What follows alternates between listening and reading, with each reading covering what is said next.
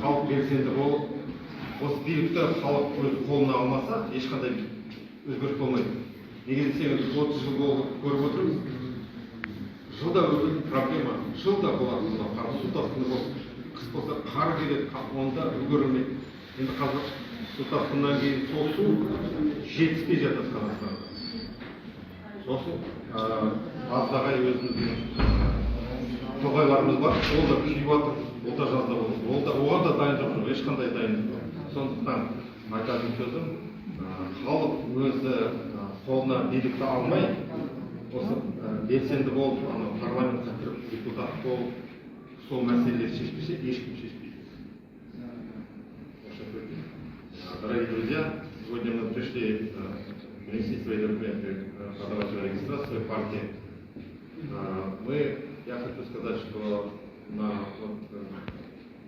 мы видим, что проблемы, которые уже накапливаются более 30 лет, вообще не решаются. Будь то вот снег зимой был. Сейчас вот пол Казахстана уже тонет в воде. Через месяц этой воды не будет хватать. Лесные пожары начнутся. Сосня, вот эти проблемы опять повторяются одно и то же. Поэтому до тех пор, пока сам народ не станет активным, не возьмет эту власть в руки, не войдет в парламент, эти проблемы решать. Потому что вот эти власть придержащие выдают во-первых, судьи, которые продажные, видите, они каждый раз выходят на сторону Минюста и отказывают нам. Эти же суды судят этого Бишимбаева. Уже они развернули дело так, что Бишимбаев, оказывается, не виноват. Просто толкнул. И они склоняют, чтобы суд проводил суд присяжных. В общем, одним словом, вы будете свидетелями того, что Бишимбаев окажется невиновен. Парламент, правительство поменяло. Вы видите, что эти говорят эти правительства. Вот этот депутат, который матерится в прямом эфире. В парламенте вот Ахмарал Бежалова меня удивила, Ахмарал Альназарова. Оказывается, у нас среднестатистическая женщина может себе позволить сумочку за 250 и за 800 тысяч не платить. Неуважаемый министр Альназарова, я вам официально обращаюсь и говорю, что среднестатистическая женщина Казахстана, она берет продукты в кредит, она детей в школу одевает в кредит. Имейте это в виду. Вы, наверное, в другом Казахстане, Альназарова, Марат. И вчера меня удивил вот этот Пашанов, председатель Маджлиса, который сказал, что Марат Заламбаев сидит за преступление. Когда ему сказали, за что именно сидит, он сказал, процесс ведется, он ямы, он все концов ушел от этого. Поэтому я хочу сказать, что власть 100% она антинародная. Поэтому я обращаюсь ко всему народу Казахстана. Никто нам не поможет, ни Америка, ни Европа, никто не поможет, пока мы сами не станем активными и не возьмем эту власть в руки. А власть в руки можно взять только посредством парламента, войдя в парламент, зарегистрировать нашу партию. Я призываю всех вступать в нашу партию, поддерживать нас в дни подачи документов. Поддерживайте нас финансово. Мы все эти проблемы решим за год-два. Казахстан фантастически богатая страна. Эти проблемы у нас решатся за год-два. Мы забудем, как кошмарный сон вот это Назарбаев, как Сухаевский режим, который мы сейчас приступаем. Я все. Құрметті отандастар, 23-ші рет Қазақстан оппозициялық партиясы құжаттарын тапсыруға келіпті. Қазіргі уақытта өздеріңіз білесіздер, қазіргі билік бастаған билік ешқандай реформаны жүзеге асырмайды. Сол баяғы жылда қайталанатын проблемалар. Себебі саяси жүйенің өзі бір адамның қолында. Оппозициялық партиялар осы уақытта тіркелген жоқ. Өздеріңіз білесіздер. Сондықтан да халықтың бәрі біздің мемлекет бай екенін де біледі. Біздің бюджетте ақша жеткілікті екенін, қаржы жеткілікті екенін де біледі. Бірақ халықтың бәрі, миллиондаған халықтың бәрі осыны біле тұра әрекет етуге асығармыз. Сондықтан да бір адам бұл жағдайды ешқашан өзгерте алмайды. Дәл сол себепті біз оппозициялық партияны құрған боламыз. қазіргі уақытта 22 рет билік заңсыз осы партияны тіркеуге бас тартты. Сондықтан да халық болып осы партияға кіріп, қолдап, қол жеткізу керек. Сонда осы партияның біз айтып жүрген бағдарламалар, тұтынушылық несиелер жабылсын, жалақылар 50-ден 300%-ға өссін, білім беру және медицина мемлекет тегін болсын деген бағдарламалар жүзеге асатын болады. Халықтың жағдайы 1-2 жылда үлкен өзгерістерге қол жеткізетін болады. Оны жасауға болады, себебі Қазақстан өте бай мемлекет, қаржы бар, реформаларды жасау оңай, тек қана мына сатқын жүйені билікті ауыстыру керек. Оны біз заң аясында жұмыс істейміз, Қазақстан партиясы. Партияға тіркелу арқылы, қол жеткізу арқылы парламентке өтіп, өзіміздің бағдарламамызды жүзеге асыратын боламыз. Дәл осы әрекетке келген кезде біздің азаматтар жаппай қолдау көрсетіп жатқан жоқ. Барлық қалаларда әділет министрлігіне барып, осы партияны тіркеуді Тоқаевтан талап ету керек.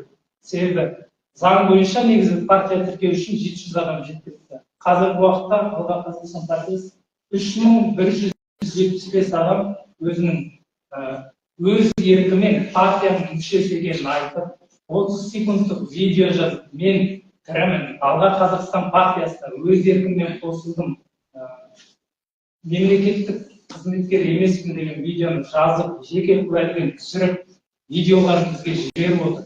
Сондықтан да заң аясында бізде партияны тіркеуге толық құжаттарымыз да бар, заңдық талаптар түгел орындалған. Сондықтан билік саяси астармен осы партияны әдейі тіркелген. Сондықтан бізге халықтың, азаматтардың егер шынымен өзгеріс керек болса, қолдаулары ауадай қажет. Жай сөз үшін нақты іс әрекет ететін.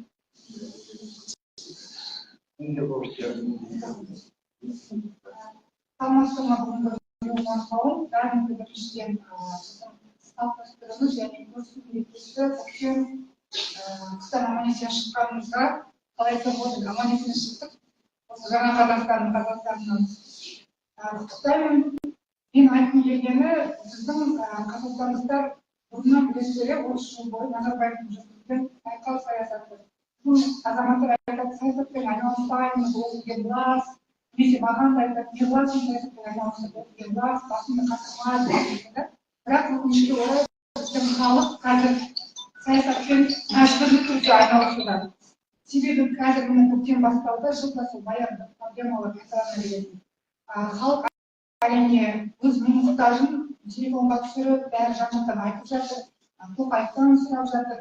Бірақ бүгінгі күнге дейін біздің халықтың санасы жететін уақыт келді ғой. Тоқаевтан ешқандай үміт артып, одан еш нәрсені талап етудің сұрауға қажеті жоқ. Себебі мұнайшылар өзінің заңды талабын сұрады, айлық көтерсін, жұмыс орны берілсін деп, ол орындалған жоқ. Тіпті дейсіздер, мына 8 наурыз болды ғой мереке, барша әйел қауымының мерекесі. Сонда Тоқаев жаңағы өзі теледидар арқылы барша қазақ әйелдерін құттықтап тұр. Сіз деген біздің қазақтың әйелдері, олар біздің кең дархан даламызда еркін өскен, біз деген аяулы аналарымызбен қыздарымызбен үйге шығарамыз, сондай дана халықпыз деп айтып тұр. Ал дәл сол уақытта Жаңақорғандық белсенді Сандуғаш Тұрлыбаева дейтін әйелді 5 баласының көзінше жаңағы амырда есігін сындырып тұрып, үйіне кіріп, какой-то бір аса қауіпті қылмыскерді ұстап алғандай ұстап алып отыр. Ол әйел не істеді? Бар жылғы сол Жаңаөзенде болып жатқан проблемаларды, жер сатып жатыр, соны көрсетті. Міне осынау біздің демократиялық Қазақстан қаншама саяси тұтқындарымыз бар. Міне көрдіңіз бе, осынау біздің демократия, осынау Тоқаевтың айтқан мемлекеттің Қазақстаны әрине жоқ. Біздің қалаған Қазақстан емес. Тоқаев өзі айтты.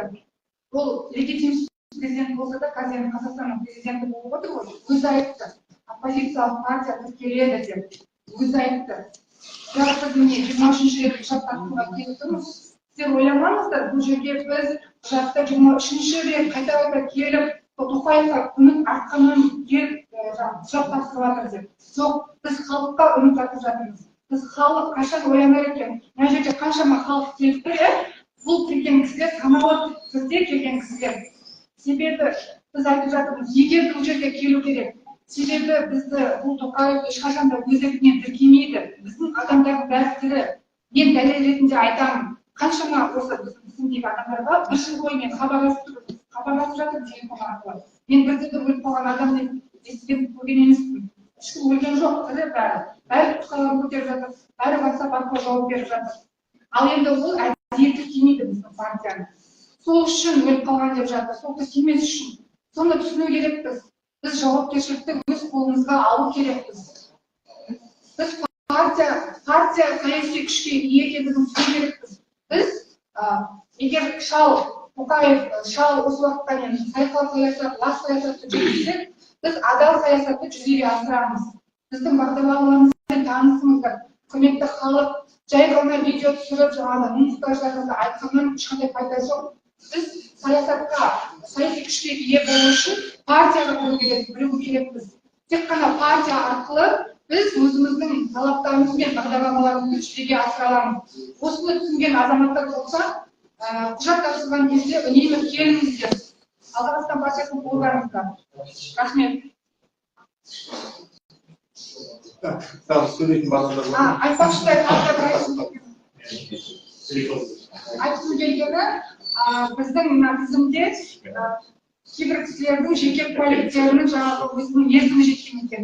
Сол мерзімі жеткен өтініш кісілер болса, хабарласыңыздар, жеке куәліктерінің жаңағы номері өзгереді, және мерзімі өзгереді, соны бізге хабарласаңыздар, біз ауыстырып қою керек тұрады.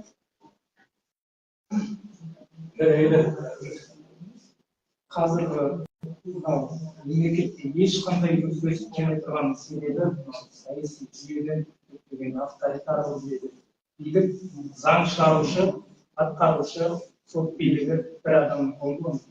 Жаңалық ашылып тұрған жоқ, осыны барлығымыз білеміз. Және осы саяси жүйені өзгерту үшін көп болып ұйымға бірігу керек, оппозициялық ұйымға. Көп болып жиналса, партияны тіркесе, заң аясында жұмыс істеп, реформаларды жүзеге асыратын. Өзгеріс осылай, өзгерісті азаматтардың өзі жасайды. Тек қана айтып қоймай, нақты әрекетке көшетін уақыт келді. Оянып қана емес, барлық түсінген адам аздық етеді. Бізге қазір әрекет ететін адамдар керек. Яғни әрекет ету деген не ол? Партияның тіркеу, жаңағы 30 секундтық видеоларыңызды жазу, алға Қазақстан оппозициялық партиясының өз еркімен кірдім деп айтыңыздар.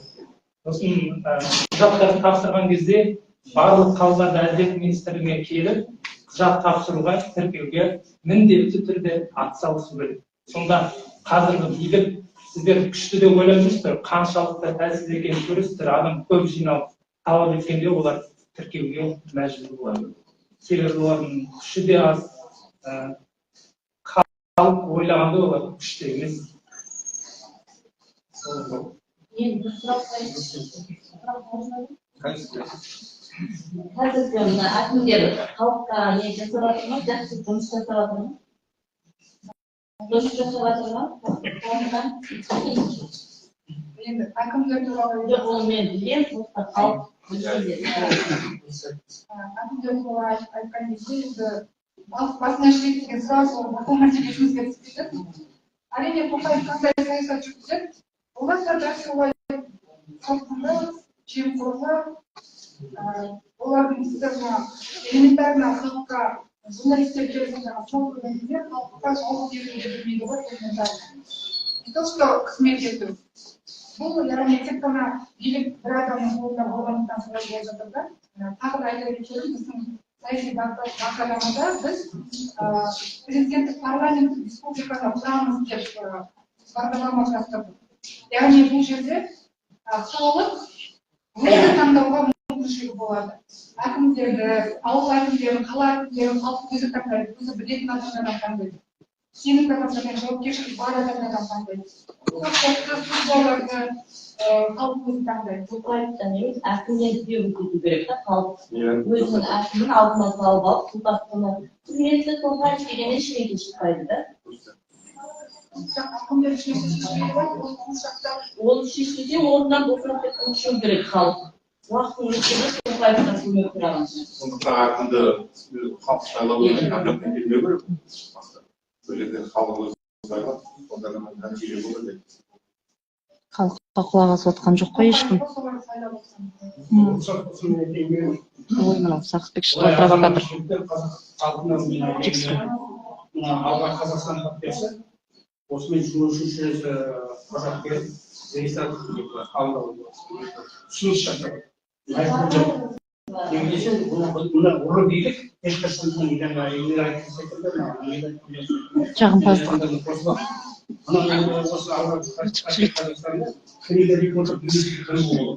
Екі жыл болды. Ал сөйлесе. 2 жыл болады, майда деп отырмын маған. Мына ұры билік ешқашан қабылдамайды. Әкімді сақын болсын, қоғам өзімізді біз білмейміз. Және айтып отырмыз, біз халық бәріміз. Бірігіп, 21 күні, 22 күні осы көзін жойып отырып. Болмаса biz ел болмаймыз.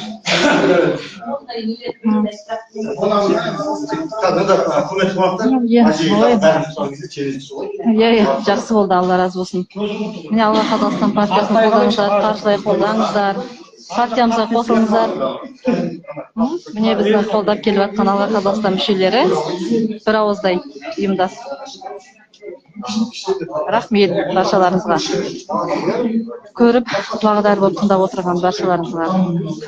Қасиетті Рамазан айында ұстаған ораза қабыл болсын. Ораза ұстап жатқан адамдарды құттықтап қояйын, және бүгін 14 наурыз көрісу күні. Рахмет. Эфир.